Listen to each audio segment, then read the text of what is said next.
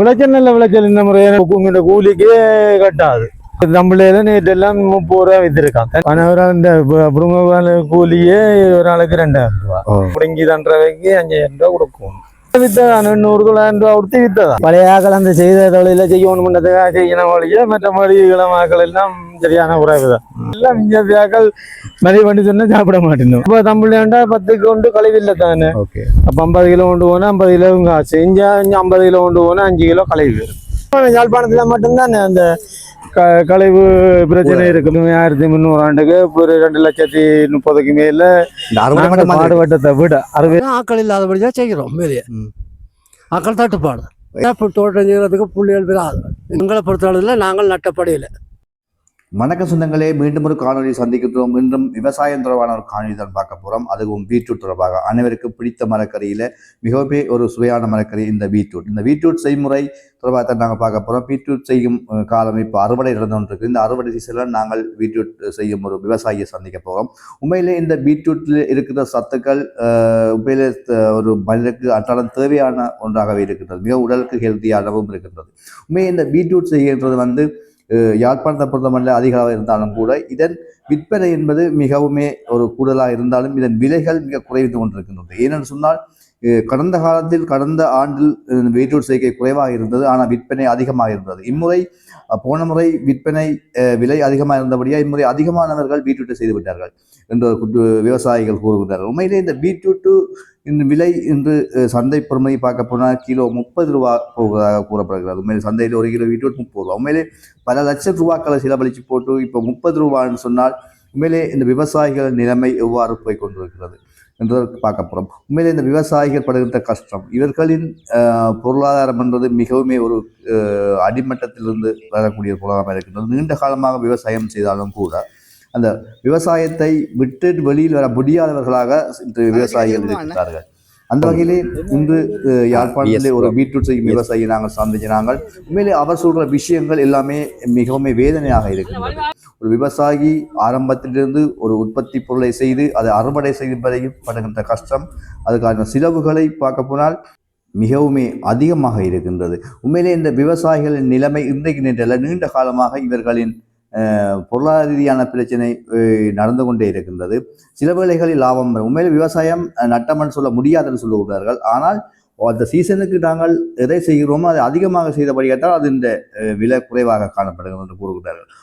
நீண்ட காலமாக பீட்ரூட் செய்து வரும் ஒரு விவசாயத்தை நாங்கள் சந்திக்க போகிறோம். உண்மையிலே இந்த பீட்ரூட்டு என்பது இப்போ சந்தையில் எப்படி இருக்கின்றது, சந்தையில் நிலவரம் என்ன, உண்மையிலே இந்த பீட்ரூட் நிறைய லட்சங்களை செலவழித்து அந்த காசை எடுக்கக்கூடிய மாதிரி இருக்குதா என்றது தான் பார்க்க போகிறோம். உண்மையிலே சந்தையின் பெறுமதி எவ்வாறு இருக்கின்றது, ஒரு விவசாயி எவ்வாறு கஷ்டப்படுகின்றார் என்பதை தான் கேட்க போகிறோம்.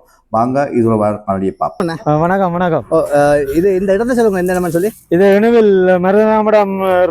இணுவில் மருதனாமடம். கிட்டத்தட்ட நீங்கள் எவ்வளோ காலமாக இந்த பீட்ரூட் செய்து வர்றீங்க? இது இப்போ ஒரு 2.5 மாசமா ஆயிட்டு. இப்போ 75 நாள் இது நட்டு. நாங்கள் இந்த பீட்ரூட் செய்கையில நீங்க எவ்வளவு காலம் எத்தனை வருஷம்? நாங்கள் இப்போ காலமா செய்கிறோம். இந்த இதுவல்ல இப்போ ஒரு 10-15 வருஷமா பீட்ரூட் செய்து வர மாதிரி. இந்த அதாவது இந்த மண் இந்த இடத்து மண்ணுக்கு என்ன பயிர் வரும்? இந்த பயிர்களுக்கு இது வைக்காலும் வரும். பீட்ரூட் வரும், உருளைக்கிழங்கு, மிளகாய்கண்டு, வெங்காயங்கள்.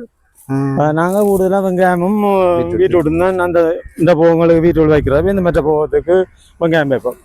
இந்த முறை நான் பார்க்குறேன், இந்த முறை வீட்டு பார்க்கலாம் இலையெல்லாம் வரிச்சிருக்கேன்னு. விளைச்சல் எப்படி இருக்கும்? அது விளைச்சல் நல்ல விளைச்சல். இந்த முறை என்னென்னு கேட்டால் காலம் கடந்துட்டுது. இதெல்லாம் 60 நாளில் நாங்கள் அறுவடை செய்ய வேண்டியது. விலைகள் எல்லாம் குறைஞ்சி மழை வந்ததால் கொஞ்சம் நாள் விட்டு பார்த்தோம். இப்போ விட்டு பார்க்க கிழங்கோல் எல்லாம் அழுகல்கள் பிடிச்சி கொஞ்சம் அந்த நாள் தன்மைகள் போக எல்லாம் அது இந்த இதுவாக கொஞ்சம் தன்மையால் குறைஞ்சி கொண்டு வரும். அந்த கிழங்கு இந்த சைஸ் சில அந்த கூடுதலாக இதன்னைக்கு இப்போ ஒரு கிளையில 2-3 இருந்தாலும் அப்படி வரும். இப்போ தனித்தனியாக ஒரு கிழங்கு இருந்தால் அந்த கிழங்கெல்லாம் நல்ல பெரிய கிழங்கா வரும். இப்போ தனித்தனி கிழங்குகளாக இருந்தான்னு சொன்னால் இந்த சைஸ்ல எல்லாம் வருங்களாங்க.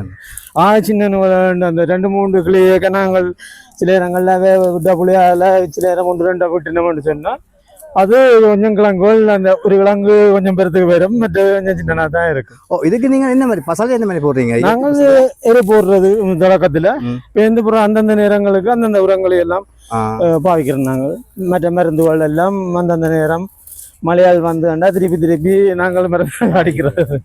அது இல்லை இது என்ன ஏற்றுமதி என்ன நீங்கள் செய்றீங்க விற்பனை என்ன இப்போ நாங்கள் அது தமிழே தான் இதென்ன போகிறோம்.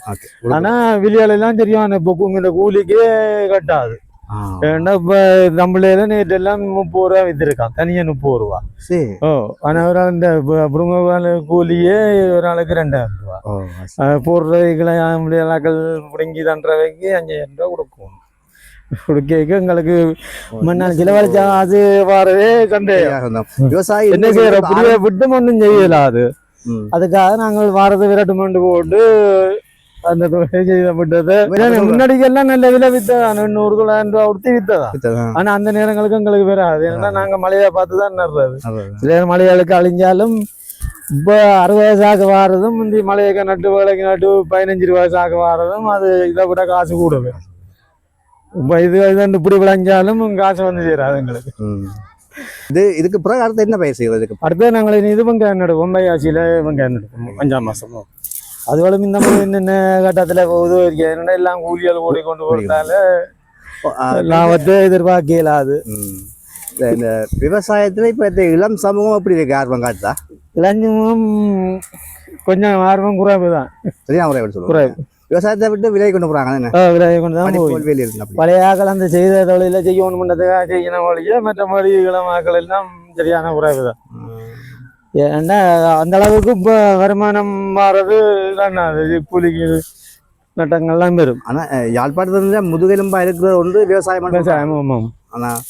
ஆனா போயில கண்டெல்லாம் போன வருஷம் எல்லாம் நட்டு எடுக்க எல்லாமே அப்படியே கையை விட்டவ எடுக்க இல்லாத அளவுக்கு விட்டு எடுத்து அளவுக்கு விட்டதுல இந்த முறை பேர் போயில கண்டு நடையில. ஆனா அதுல இந்த முறை போயில கண்டெல்லாம் நல்ல விலை வீட்டுல எல்லாரும் நட்டு விட்டுனா போன வருஷம் விளையாண்டு ஓட்டு அந்த போயில கண்டு மல்லி கொண்டு ஓட்டு இந்த முறை எல்லாரும் இதை வீட்டுல நட்டு ஓட்டுனா வீட்டுல அப்படியே. விவசாயியா நீங்கள் என்ன பிரச்சனை பேர் சொல்றீங்க? இப்ப உங்களுக்கு பிரச்சனை என்ன விவசாயம் செய்யறதுல? இப்போ இவ்வளவு போட்டு செய்யலாம். ஆனா இதா விற்கிற நேரங்கள்ல எங்களுக்கு விலைகள் பிரச்சனையா இருக்கு. அந்த விலை பிரச்சனை வர்றதுக்கு இறக்குமதியா அல்ல உற்பத்தியா? உற்பத்தி கூடுது. அப்படியா? உற்பத்தி கூடுறதால இந்த விலை இறக்குமதியோ விலை வருது.